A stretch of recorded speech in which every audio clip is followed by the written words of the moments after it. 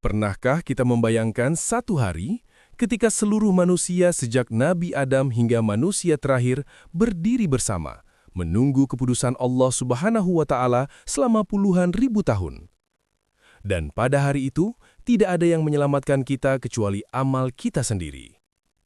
Sebelum kita lanjut, luangkan 1 detik untuk menekan tombol subscribe, like, dan share video ini kepada keluarga atau sahabat yang kita cintai. Bismillahirrahmanirrahim. Segala puji bagi Allah Subhanahu wa Ta'ala, Tuhan seluruh alam, yang dengan rahmat-Nya kita masih diberi kehidupan, masih diberi kesempatan untuk memperbaiki diri sebelum datang hari yang tidak ada lagi penyesalan yang berguna. Salawat dan salam semoga selalu tercurah kepada Nabi kita, Rasulullah Sallallahu Alaihi Wasallam, kepada keluarga beliau, para sahabat beliau, dan kepada setiap orang yang mengikuti jalan beliau hingga hari kiamat. Semoga Allah Subhanahu wa Ta'ala melembutkan hati kita saat mendengar pengingat ini. Saudaraku, ada satu hari yang tidak bisa dihindari oleh siapapun. Hari yang membuat para nabi pun merasa khawatir. Hari ketika seluruh manusia, sejak Nabi Adam hingga manusia terakhir, dikumpulkan di satu tempat. Hari itu adalah hari kebangkitan. Hari ketika manusia berdiri di hadapan Allah Subhanahu wa Ta'ala. Allah Subhanahu wa Ta'ala berfirman dalam Al-Quran, "Waqifuhum innahum mas'ulun." Dan tahanlah mereka, karena sesungguhnya mereka akan ditanya. Surah Asy-Syaffat ayat 24. Bayangkan suasana itu. Tidak ada lagi kekuasaan, tidak ada lagi jabatan, tidak ada lagi uang, tidak ada lagi yang bisa kita banggakan. Yang tersisa hanya satu, amal. Keadaan manusia di padang mahsyar. Allah Subhanahu wa Ta'ala berfirman, "Yauma yaqumun nasu lirabbil alamin." Yaitu hari ketika manusia berdiri menghadap Tuhan seluruh alam. Surah Al-Mutaffifin ayat 6. Para ulama menjelaskan bahwa manusia berdiri dalam keadaan yang sangat berbeda dari dunia. Tidak memakai alas kaki, tidak memakai pakaian, tidak membawa apapun. Diriwayatkan dari Rasulullah Shallallahu Alaihi Wasallam bahwa manusia akan dikumpulkan pada hari kiamat dalam keadaan tidak beralas kaki, tidak berpakaian, dan belum dikhitan. Ketika para sahabat mendengar hal itu, mereka terkejut. Bagaimana mungkin laki-laki dan perempuan dikumpulkan tanpa pakaian? Namun, Rasulullah Shallallahu Alaihi Wasallam menjawab dengan kalimat yang sangat dalam maknanya. Manusia pada hari itu terlalu sibuk memikirkan nasibnya sendiri. Tidak ada yang sempat memperhatikan orang lain. Semua dipenuhi rasa takut. Matahari didekatkan. Diriwayatkan dari Rasulullah Shallallahu Alaihi Wasallam bahwa pada hari kiamat matahari didekatkan kepada manusia. Begitu dekatnya hingga manusia tenggelam dalam keringat mereka sesuai dengan amal perbuatannya.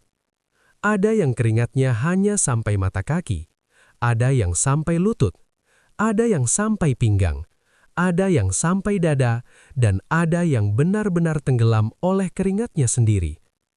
Para ulama menjelaskan bahwa ini bukan hanya panas biasa. Ini adalah panas yang membuat manusia menyesal atas setiap dosa yang pernah dilakukan. Hari yang sangat panjang. Allah Subhanahu wa Ta'ala berfirman, "Ta'rujul malaikatu warruhu ilaihi fi yaumin kana miqdaruhu khamsina alfa sanah."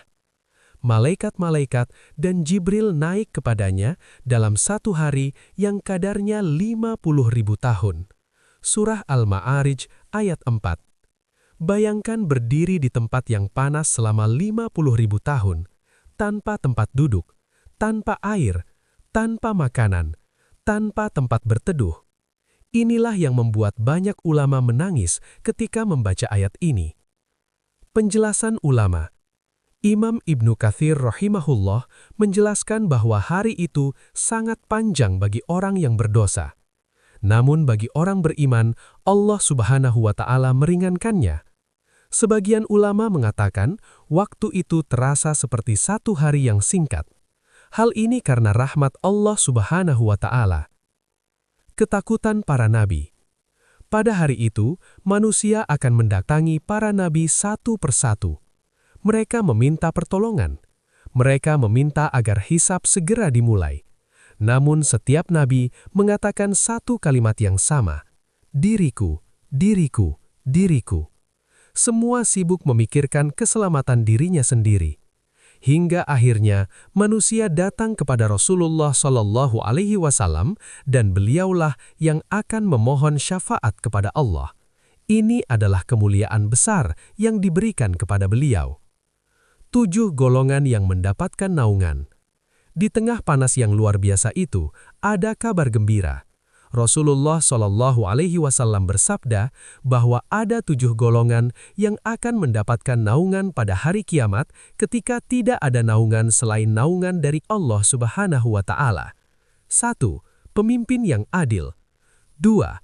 Pemuda yang tumbuh dalam ibadah kepada Allah Subhanahu wa Ta'ala. 3. Orang yang hatinya selalu terikat dengan masjid. 4.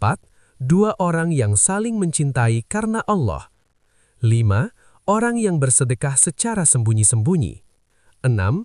Orang yang menolak maksiat karena takut kepada Allah. 7. Orang yang mengingat Allah sendirian hingga air matanya jatuh.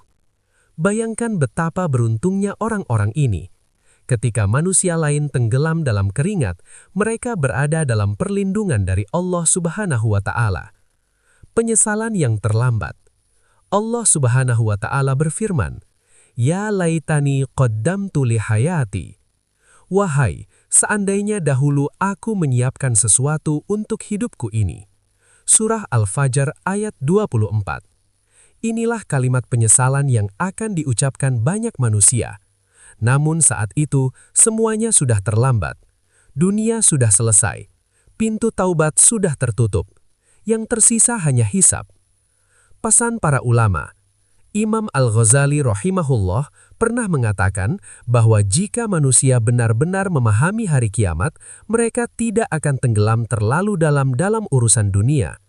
Karena dunia hanyalah perjalanan singkat, sedangkan akhirat adalah kehidupan yang sebenarnya.